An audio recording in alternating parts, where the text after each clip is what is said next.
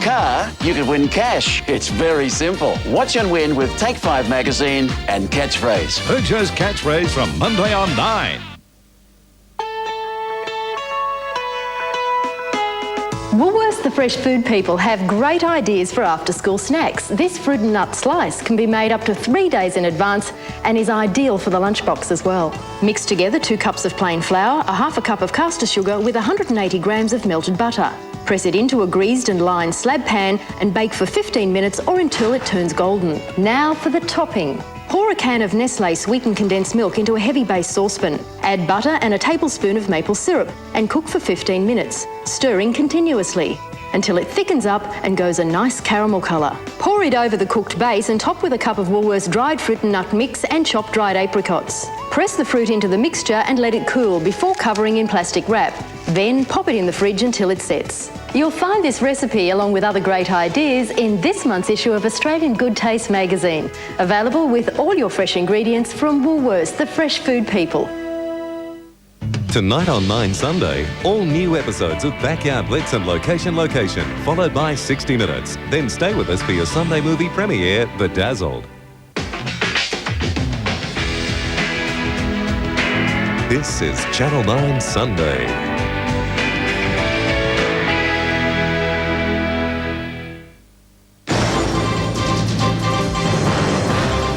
This is Adelaide's National 9 News with Georgina McGuinness. Bali killers brag about the attack and warn there is more to come. Another suicide bomber tries to sabotage the Middle East peace talks. And a happy homecoming for our frontline troops.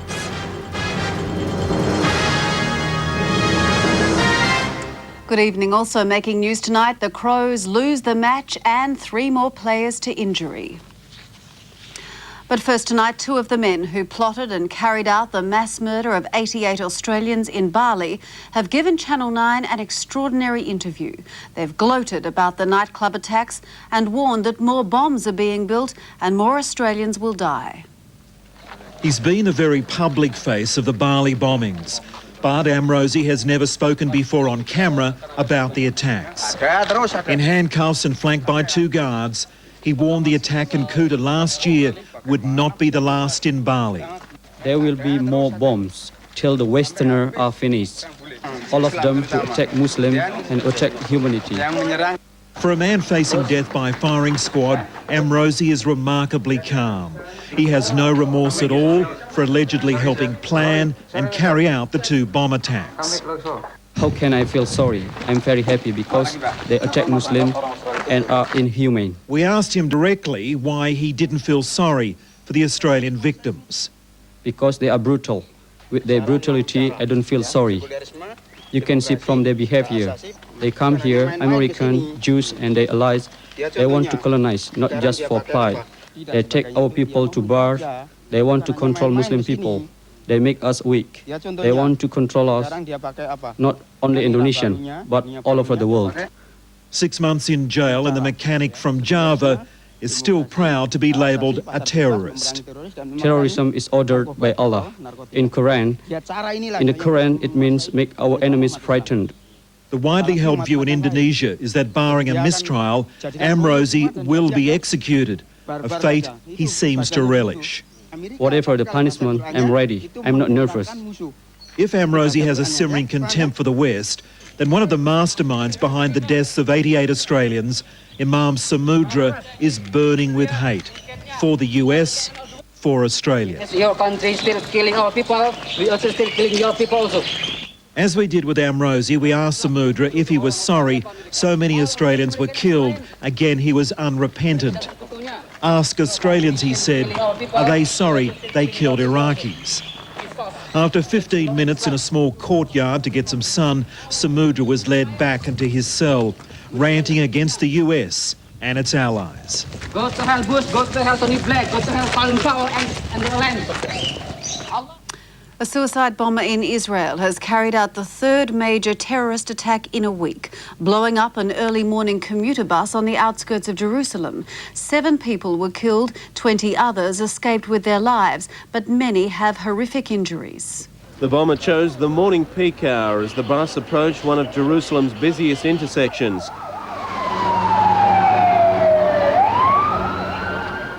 Witnesses say the bomber blew himself up at the front of the bus, the force of the blast ripping it in two. Well, another morning in Israeli daily life, and the pictures behind me, I think, speak for themselves. Israel claims the attack is the signature work of the Islamic militant group Hamas. The bombing was part of a sudden surge in Palestinian attacks, the third in less than 12 hours. Earlier, a suicide bomber killed an Israeli man and his pregnant wife in the West Bank town of Hebron. Two armed Palestinians who infiltrated a Jewish settlement and attacked two residents were shot dead by Israeli troops. But one suicide bomber failed in his deadly mission, the terrorist blowing himself up on a busy highway on the outskirts of Jerusalem. No one else was hurt. The violence was timed to derail crucial talks between the Israeli and Palestinian prime ministers, who are meeting in Jerusalem for the first time in 3 years. And terrorism experts from both Britain and America are almost certain that yesterday's attack in the Moroccan city of Casablanca is the work of Al-Qaeda. The death toll there from the 5 explosions is now 41, including 10 terrorists. Today, police detonated what is thought to have been a 6th bomb, which failed to go off. Half of those killed were at this Spanish restaurant enjoying a Friday night out. Moroccan police have arrested 33 Islamic extremists in a series of raids. Australia's Army reservists are set to play an increased role in the war on terror. A special unit of volunteer soldiers will soon be based in every mainland capital. The call to arms is considered the biggest peacetime shake-up of our civilian force. Army reservists enlisted to fight the war on terror. We think it's another additional safeguard for Australia in this rather precarious world in which we're all living. A new unit to be known as the Reserve Response Force will begin training next month. Volunteers will undergo a crash course on counter-terrorism tactics, and by October, teams made up of 150 personnel will be based in every mainland capital city. They are skilled soldiers now, and we will train them to those specific requirements of the threat. The Response Force's role will be similar to that of America's National Guard, civilian soldiers armed and ready to move at a moment's notice in the event of a terrorist strike. Their duties will include offering on-site medical treatment and crowd control. As well, they'll be called on to protect landmarks and key buildings which are considered possible terrorist targets. The move has been welcomed by the states. The more people we've got trained for these duties, the better. The federal opposition claims the deployment is further proof Australia's role in the Iraq conflict has made us vulnerable. This is something that the Prime Minister has continued to deny. Despite issuing 12 new travel warnings for Australians, the government insists it has no new intelligence suggesting a terrorist strike is imminent here. But it has to be prepared. Damien Ryan, National 9 News. It was another emotional welcome home today with our SAS troops arriving back from Iraq. These are the men who served on the front line, fighting Iraqi forces in the country's western deserts. But because their work is so sensitive, their identities have to be protected. So today's homecoming happened well out of public view. Welcome home and thank you. It's a central fact of their lives, this need for absolute personal secrecy. Even though the fighting in Iraq is long over, all these men are constantly involved in the fight against terrorism, and they don't want their targets to have any idea of just who they are or when they might come calling. They may have just got home, but as they and their families were reminded, the job comes first. The fates have a way of calling the best to the front line when that is necessary. Most of the 150 troopers in one squadron saw some very tough fighting during their 4 months in the Iraqi desert. One young trooper today winning the Medal of Gallantry for outstanding bravery in combat against the Iraqi army. They engaged us with several vehicles, probably 16 to 20 personnel, and a variety of weapons. We reacted them, and we managed to regain the initiative using our weaponry. But today's praise was for all of them. Who went in our name in a just cause to liberate an oppressed people. When the full details of the actions in Iraq become public, and one day they will, It's almost certain that every member of the Special Forces will deserve a bravery medal. For the moment, they can console themselves with their unofficial motto. They're the nation's sharp spear and great shield. Peter Harvey, National 9 News. Adelaide's ability to cope with a major biological attack will be tested next weekend. A mock explosion will occur at the Victoria Park Racecourse. The exercise will be the largest of its kind in Australia and involve the latest treatments for victims of chemical warfare. This washdown chamber is the latest weapon in the fight against bioterrorism. It'll be used during a mock terrorist attack in Adelaide next Sunday, involving 500 people and 150 casualties. We'll have to cope with them in large numbers and do things like decontamination through our new facility. The emergency exercise will happen at Victoria Park Racecourse. A fake explosion will occur, exposing hundreds of people to a chemical agent. They'll be rushed to the Royal Adelaide, where they'll walk through the $60,000 unit, which pumps 800 litres of water a minute. What we're doing is making sure that we are as ready as we can be to deal with any event that could involve mass casualties. While a terrorist attack is considered unlikely here in Adelaide, new research shows we have a number of soft targets, including reservoirs, Torrens Island Power Station and our vast rail network. I think that the proposed Adelaide to Darwin rail link would be certainly a vulnerable target. Dr Bruni says a special counter-terrorist unit was recently established in Adelaide to monitor suspicious activity and is on standby. Brad Watts, National 9 News. In news after the break, police arrest a man after a spate of hold-ups in the western suburbs. And a setback for volunteers trying to clean up the Port River. Tonight, science fiction surgery, transplanting the human face. Also, packing him in, John Farnham's $10 million farewell tour. I'm soaking this right in. 60 Minutes, tonight. I am an expert shopper. Because it's cheap. Because of the prices. It's convenient. It's cheap. That's it. Buy low. Why pay more? For a limited time at David Jones, we're offering 30% off all women's and men's Country Road and Jag clothing. So whatever you do, there's no better time to buy. There's no other store like David Jones.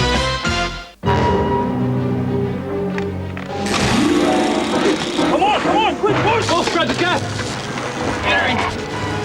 Oh, wait! It's me, Mum. Hello, dear. I heard they weren't biting, so I brought you some nice Campbell's Chunky for lunch. Thanks, Mum.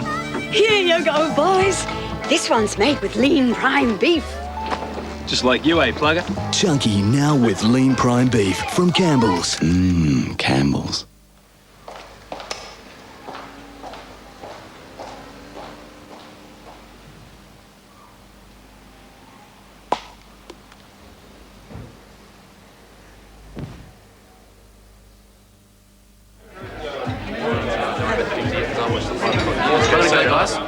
I'll see you later, right?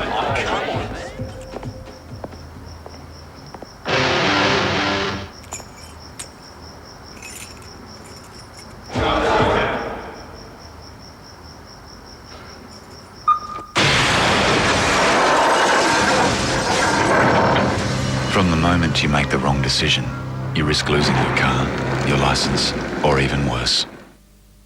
Introducing the all-new range of high-tech turbo diesel engines from Jeep. With tremendous low-end pulling power and outstanding fuel economy.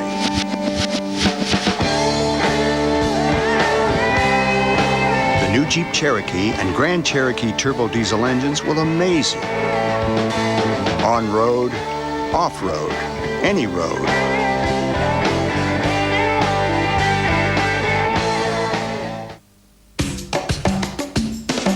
It's cheap. Prices are good. It's always cheaper. And it's chocolate biscuit selected varieties, $1.45 and 200 grams at $1.97. Wonder Soft toilet tissue 6-pack, $2.97. Buy low. Why pay more?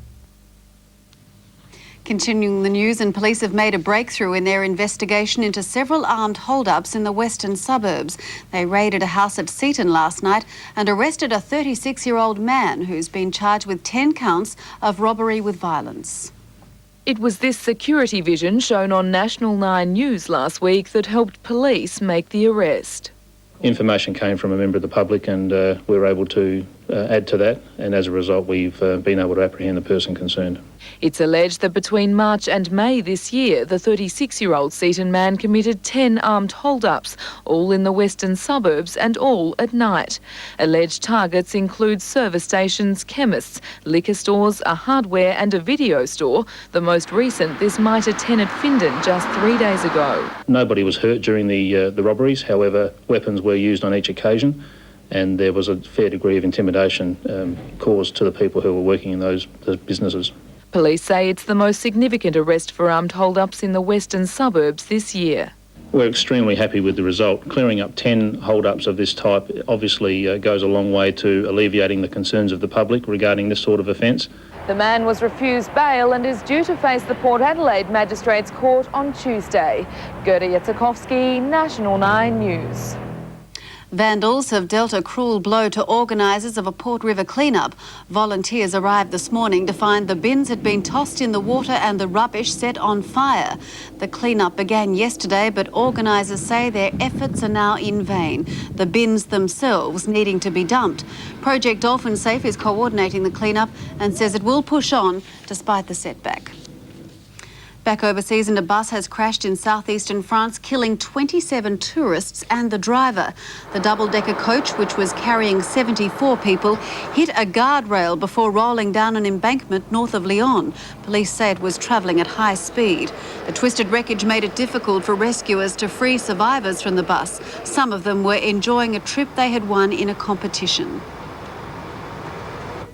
And in Britain, the welcome home mat has been laid out for HMS Ark Royal, the first of the Navy's surface warships to return home from Iraq. Thousands lined the shores at Portsmouth, where the carrier docked, allowing its 600 crew to catch up with family and friends. Nice to see all those welcome homes. Here's Kim with Sport. Kim. Thank you. Those sailors couldn't get off the boat quick enough. Not wrong. Hello, everyone. After the break, more injury troubles for the Crows. Australia's one-day Caribbean campaign starts on a winning note. And back-to-back FA Cup victories for Arsenal. Sweetie pie. The little terror in every family. She's hell on wheels. Every tantrum caught on camera. The groundbreaking technique showing parents how to take back control. Fantastic. When Nissan presents a current affair with Ray Martin. When I'm not on the Today Show reporting the weather, I like to create it. A little rain, a sandstorm. You name it, my Ford Escape four-wheel drive gives me the power to do it. And right now, it also gives you the power to win one of 4 luxury holiday escapes to Mount Hotham, Margaret River, Port Douglas or Ayers Rock. Simply log on to the web address on the screen and tell us how you escape for your chance to win. So, what's your escape? When you depend on your mobile phone for a living, you want cheap calls to everyone. Only Telstra's more for business member plan. Thanks, mate. Lets you call any fixed or mobile phone on any network in Australia for only 15 cents for 30 seconds from 7 every morning till 7 every night. To do more business for less, call Telstra anytime on 125 111.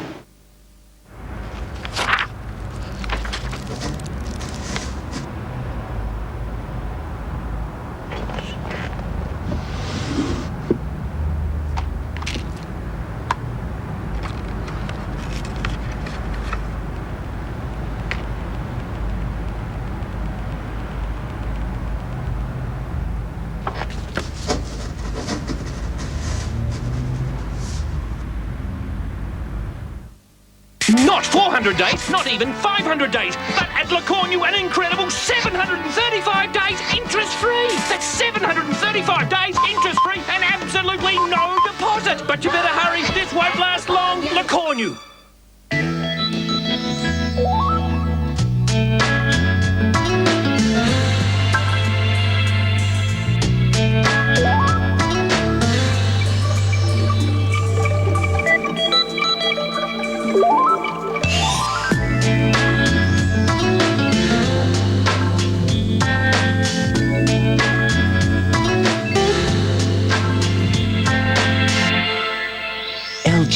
life's good.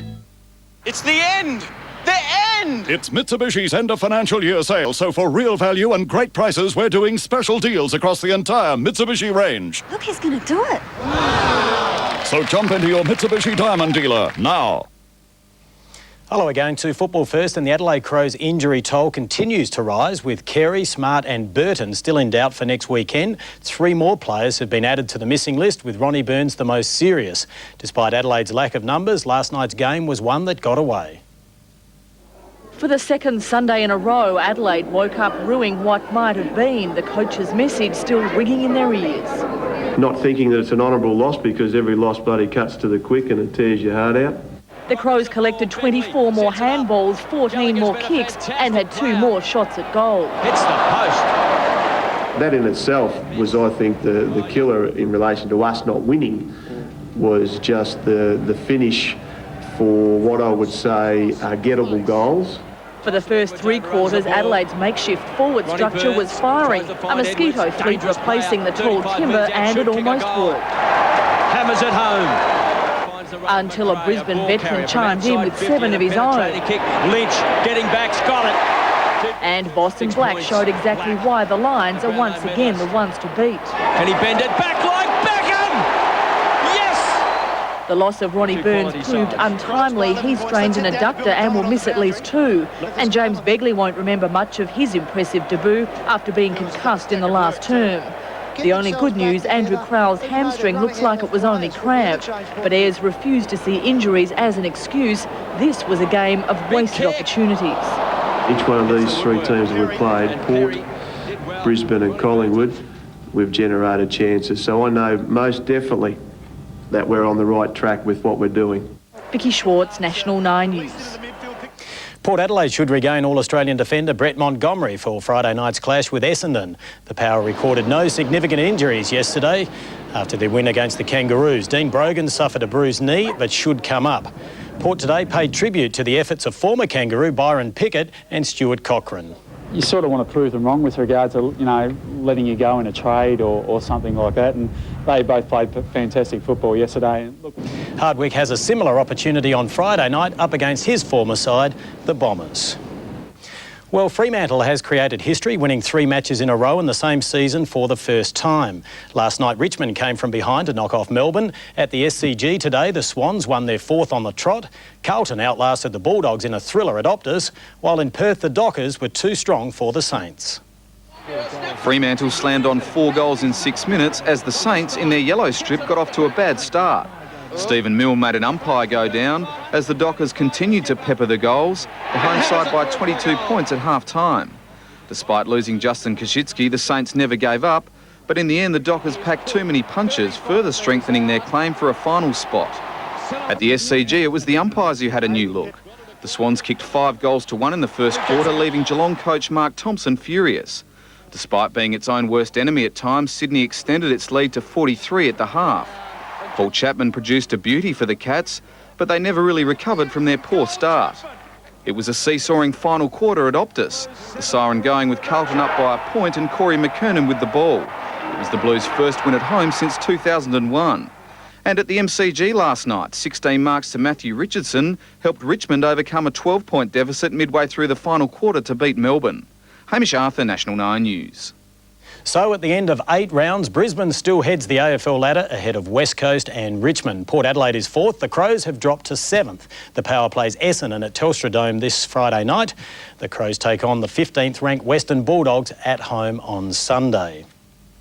To cricket now, and Darren Lehmann is likely to miss the next 2 one-days against the West Indies after straining a calf muscle during last night's Game 1 victory.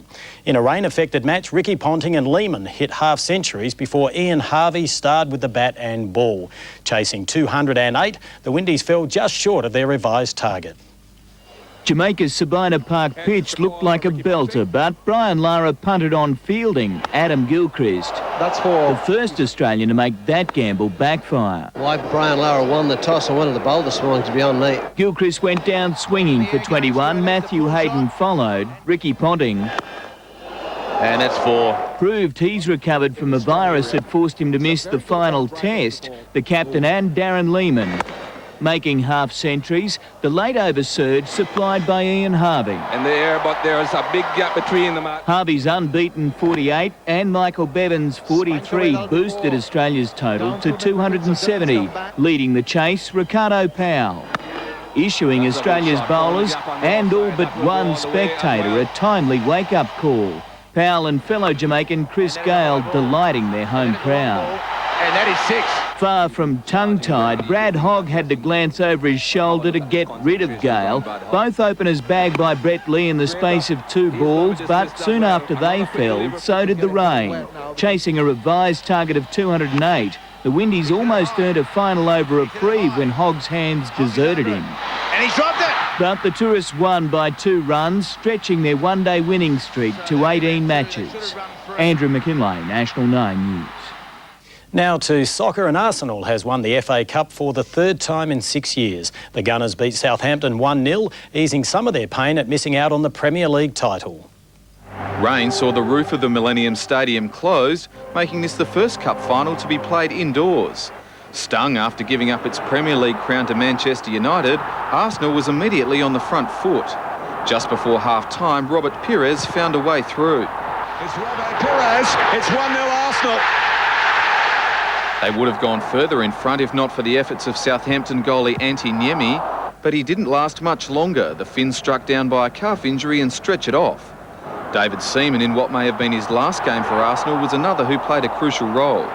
Southampton was denied a late equaliser by Ashley Cole right on the line, leaving Arsenal to celebrate a 1-0 win.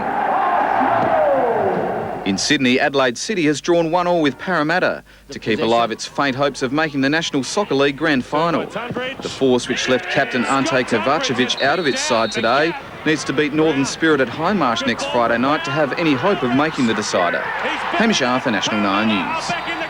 Australian driver Mark Webber has blamed Jacques Villeneuve for his poor showing in the final qualifying for tonight's Austrian Grand Prix.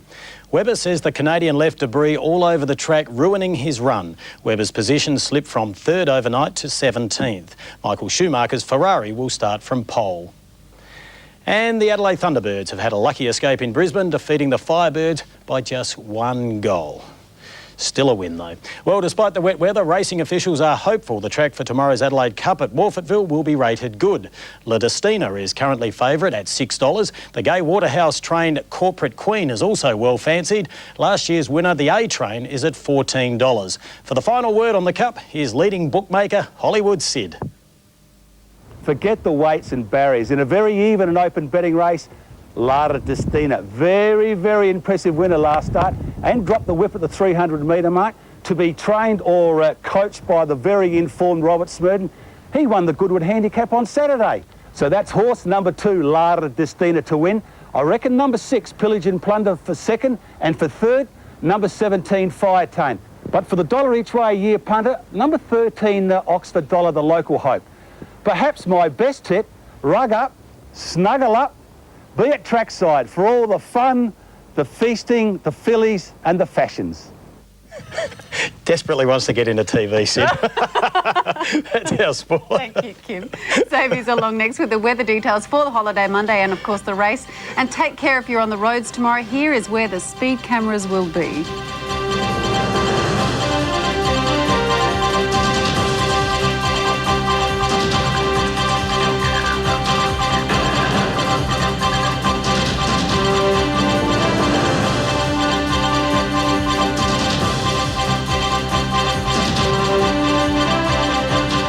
To make his dreams come true, he'll do a deal with The devil. Okay. Brendan Fraser and Elizabeth Hurley in the Wicked movie premiere. I'm not with her. Bedazzled, 8:30 tonight on 9. At Target, until Wednesday, you can get 20% off babies and kids' clothing, sleepwear and footwear, excluding underwear, socks and hosiery.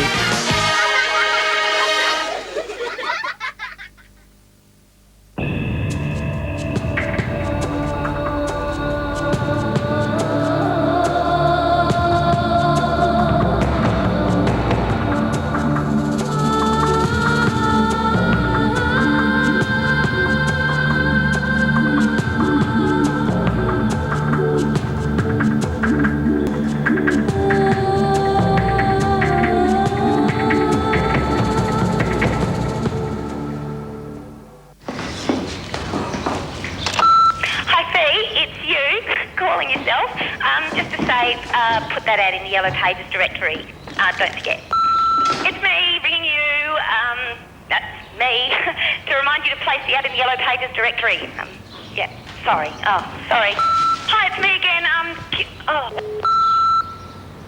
Yeah, hello, it's me. It's calling myself. Do whatever it takes to remind yourself. Adelaide Bank home loans have a very low rate and absolutely no application fees. But hurry, this offer is for a limited time only. So call 13 22 20 today. In the future, cars will come without keys. We won't have to drive them. They'll just magically appear when needed. Once inside and seated, the car will do the rest, whisking us away to our destination with a minimum of fuss. Come the end of our evening, our transport will once again appear as if from nowhere. Come to think of it, we can do all that now, in a cab. How was the Star Trek convention? In the future, call it cab. At Target, until Wednesday, you can get 20% off babies and kids' clothing, sleepwear and footwear, excluding underwear, socks and hosiery.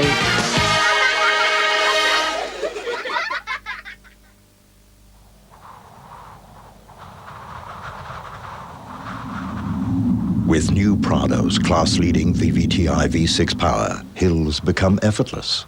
Prado introduces driver assist technology.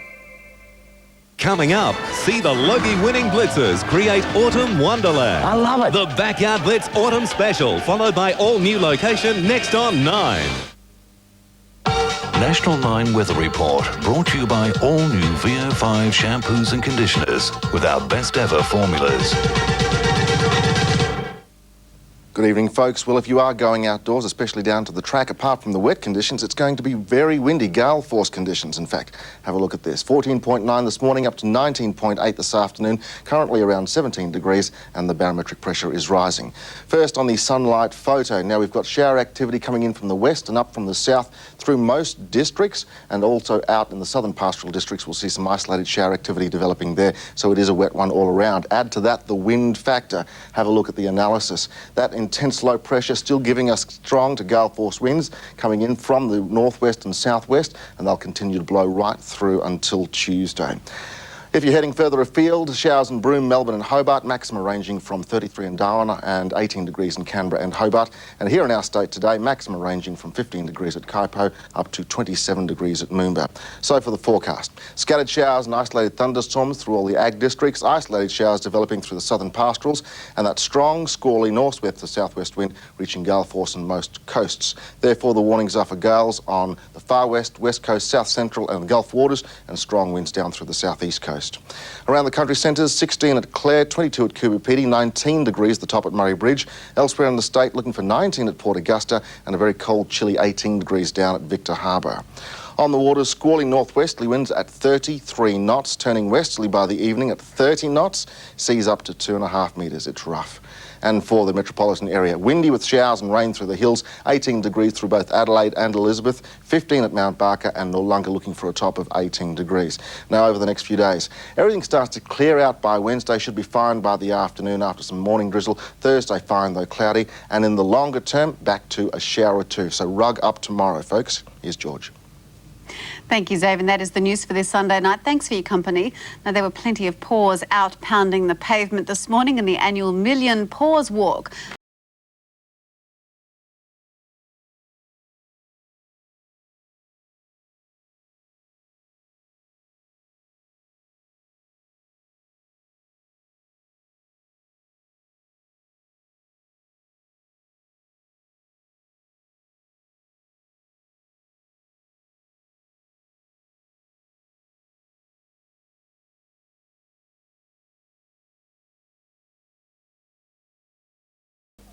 Tonight on 9 Sunday, all new episodes of Backyard Blitz and Location, followed by 60 Minutes. Then stay with us for your Sunday movie premiere, Bedazzled. This is Channel 9 Sunday.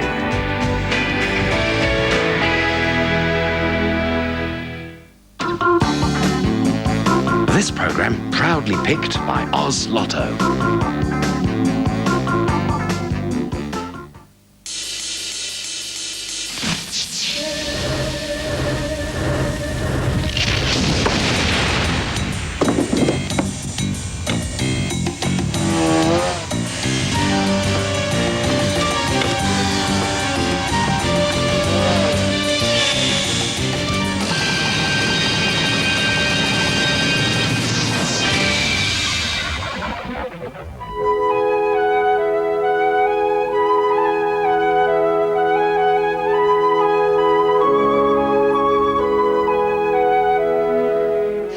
I'm Jamie Dury and welcome to the show.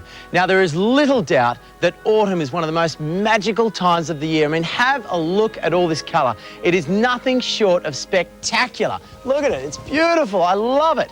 Well, tonight, believe it or not, we're going to show you everything you need to know to bring this sort of brilliance into your own backyard in our Backyard Blitz Autumn Special.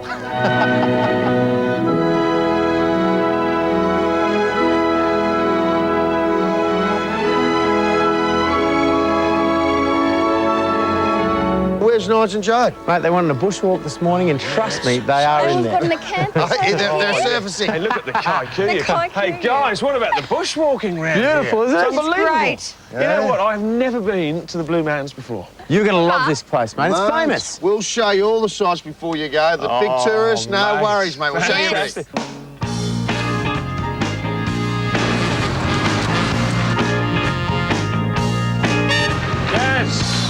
Now, for many of us, owning our own home is a lifelong dream that could take years to realise. It's also one of the most important investment decisions you are ever likely to make.